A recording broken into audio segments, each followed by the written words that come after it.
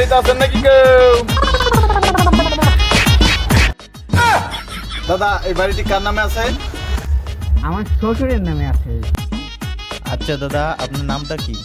আমার নাম বোধাই মোহন। আচ্ছা দাদা আপনি কি বিয়ে করেছেন? আরে পাগল নাকি আপনি? আমি বিয়ে করেছি দেখি তো আমি শ্বশুর বাড়ি ঘর জামাই থাকি। ঠিক আছে। আচ্ছা দাদা আপনার বউ কি করে?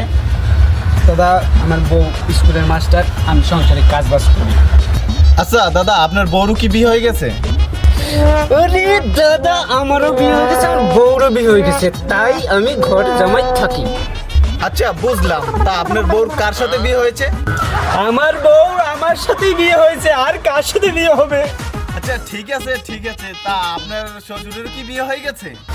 ওরে দাদা আমি আপনার পায়ে পড়ি, মাফ করে দেন দাদা। আমার শ্বশুরের বিয়ে হয়ে গেছে, আমার বউরও বিয়ে হয়ে গেছে, আমারও বিয়ে হয়ে গেছে, না হলে আমি শ্বশুর বাড়ি কোথা থেকে আসলাম দাদা? আচ্ছা দাদা আপনি অত রেগে যাচ্ছেন কেন? ও দাদা কোথায় যাচ্ছেন? বলে তো যান, এই লেখালেখি কিসের জন্য করছেন? আরে দাদা বাড়িতে তো বউর সাথে ঝামেলা হয়েছে, তাই কি করব বুঝতে পারতেছি না। আপনাদের সাথে আসলাম একটু সময় কাটাতে।